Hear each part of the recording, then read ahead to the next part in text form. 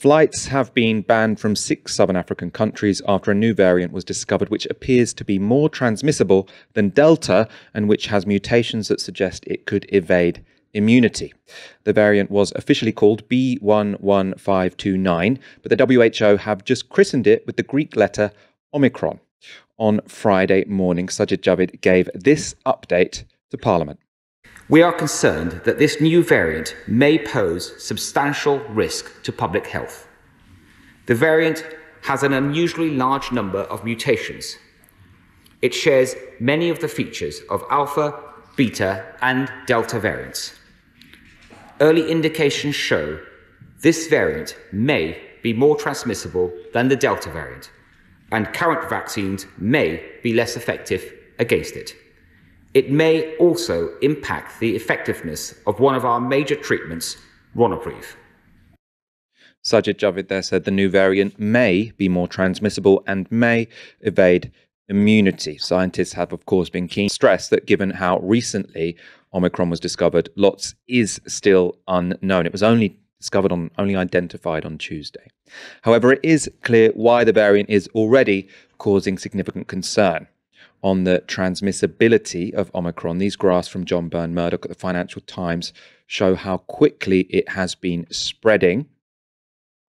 So as you can see here, it took 75 days before Delta made up 80% of all new COVID cases in South Africa. But this new variant got there in just 20 days. So after 20 days, it is 90% of all new COVID cases in South Africa. So you can see that it is out competing the existing variants at a much faster pace than Delta did. It is important to note this growth is from a low base, though. As you can see here, COVID cases have been very low of late in South Africa. So the dramatic relative increase in cases of the Omicron variant could be because there isn't much Delta to compete with. When Delta first came on the scene, there were still significant levels of beta in South Africa. So it could make sense that the reason it looks so dramatic is because there wasn't that much Delta to compete with in the first place. On Tuesday, in South Africa, there were 868 COVID cases. On Wednesday, 1,275. And on Thursday, 2,465. So that is a very, very fast doubling time. The second worrying thing about Omicron is the potential it can evade vaccines. The concern here is due to the number of mutations on the spike protein, which means it could potentially disguise itself from our existing antibodies. The context in which it has spread has also suggested immune evasion might be taking place. A government source told The Times. South Africa has had some big waves and should have a high level of immunity. The fact that it's spreading rapidly in a place that you'd think would be reasonably well protected gives us cause for concern.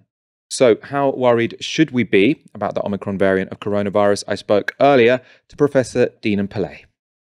I think our worry level should probably be at this moment in time 7 out of 10. To be honest, of course, there's huge uncertainty, and we don't want to overplay it. Of course, we still think that vaccines will, to some extent, limit the illness that this variant causes, but we don't know that. It's speculation, and so worried, yes, but despondent, no. What lots of people will be reading with great concern is that the multiple mutations in this variant mean that it could escape immunity, whether that's natural immunity by having had the infection or whether that's with a vaccine. As far as I understand it, no one's really suggesting this could make vaccines useless, are they? They're just saying that this could make vaccines less effective.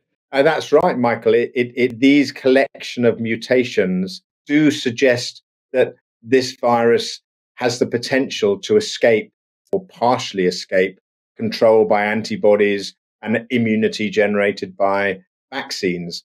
Of course, we've got to remember that we saw this similarly in the Delta virus that could spread further, and yet we still know that the vaccines are quite effective against that, certainly in terms of preventing disease.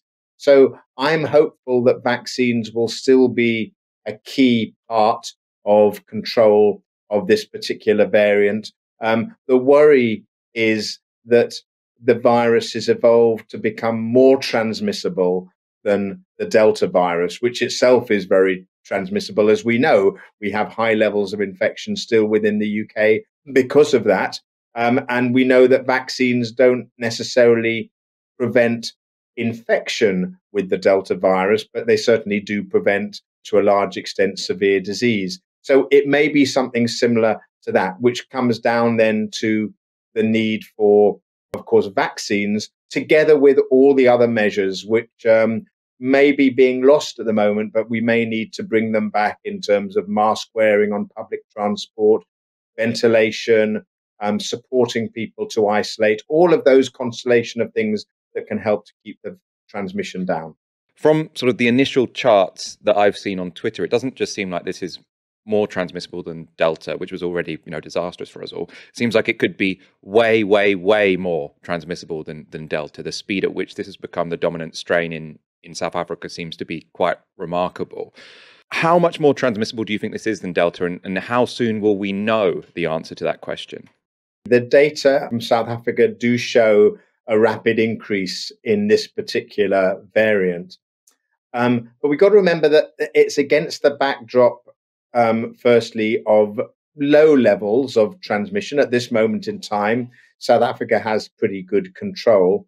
But secondly, there has been an enhanced testing and surveillance of infections. So it may be that this is a sort of net result of that increased testing as well. But having said that, there are clearly worrying signs that this is transmitting widely within a population. We've got to remember as well that vaccination rates are pretty low in South Africa, maybe 30 to 40% of the population are fully vaccinated. So there's a lot of susceptible individuals there who could become infected. So putting all of those things together, it does suggest it is very transmissible, but the degree to which that can compete, for instance, in the UK situation where there's still a lot of Delta circulating, is unclear. And this is where we need to sort of not speculate too much and just await the information that's coming from different countries where we know that this variant now exists.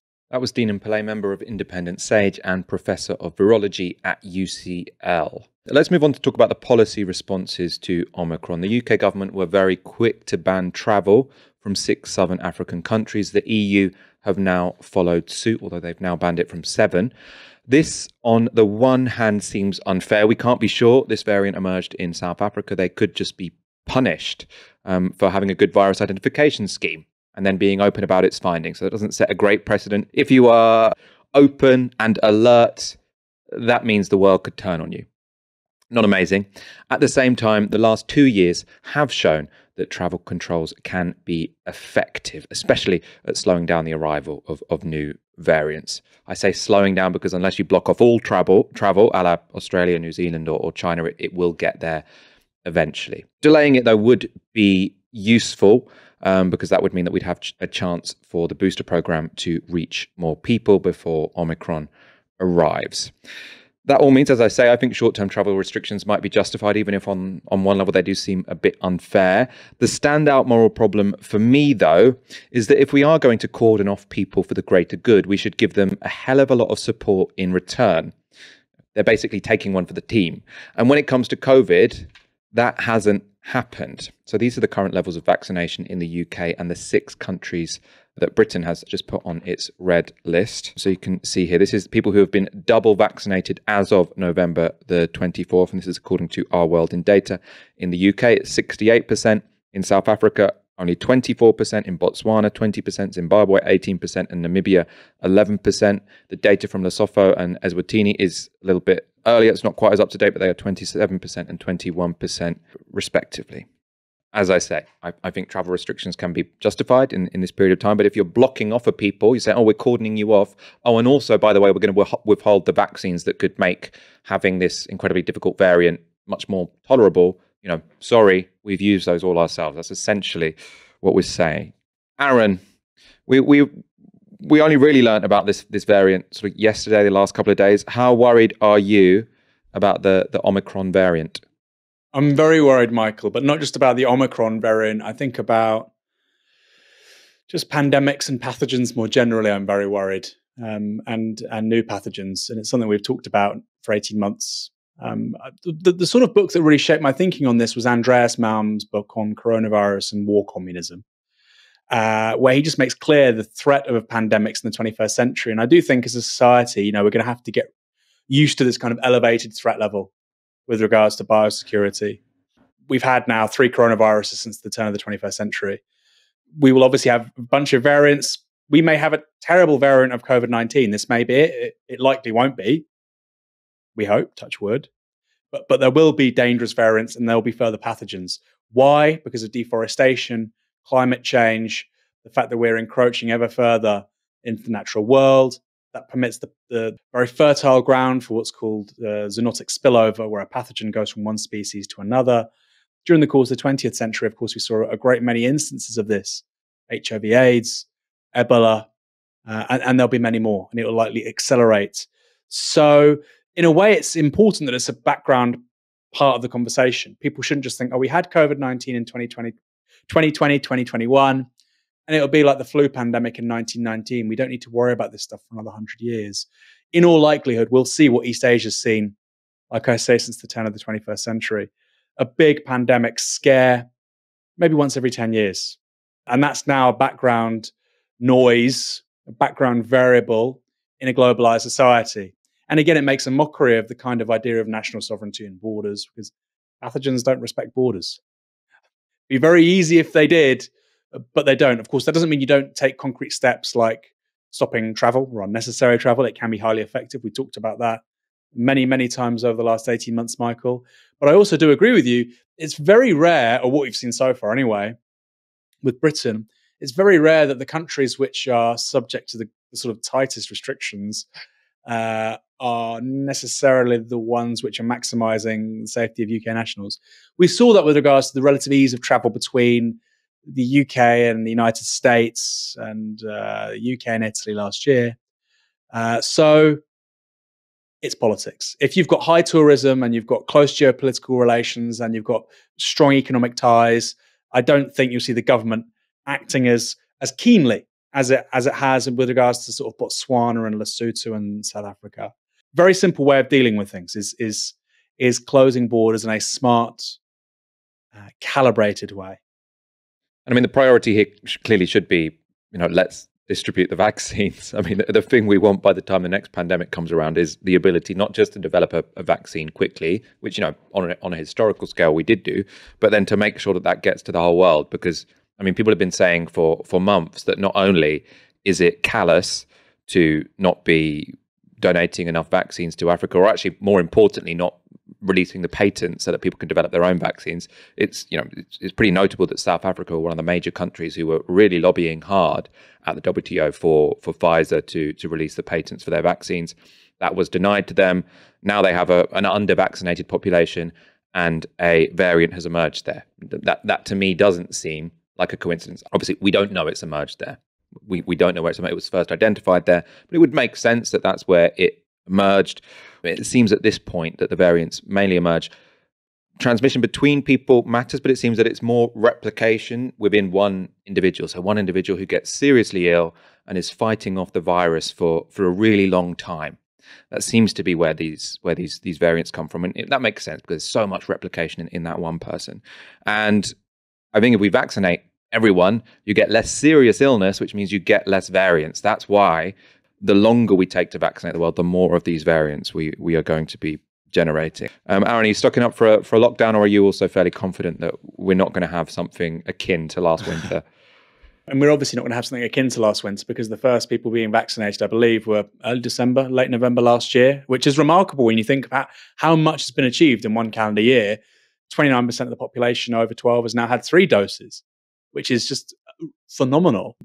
No, but at the same time, it's been quite a clement November or October. Winter doesn't start technically till December 21st, but let's just say December, January, February. We had 50,000 new cases today. It's kind of plateauing, just edging up. I would like to have seen more steps by the government to say, well, look, worst case scenario, forward planning. What would we be doing, say, in February if there's a major issue, or in January? I think for Christmas, I think it's extraordinarily unlikely. But I would have a bit more faith in Boris and the Tories, Michael, if they said, look, January, if we hit certain benchmarks, or February we hit certain benchmarks, these are the steps we'll be taking. What's called by the Bank of England forward guidance. Of course, we have forward guidance when it comes to what will monetary policy be if we hit certain levels of unemployment, but we don't do that with public health. Probably tells you a little something about the priorities of politics in neoliberal states like the UK or the US.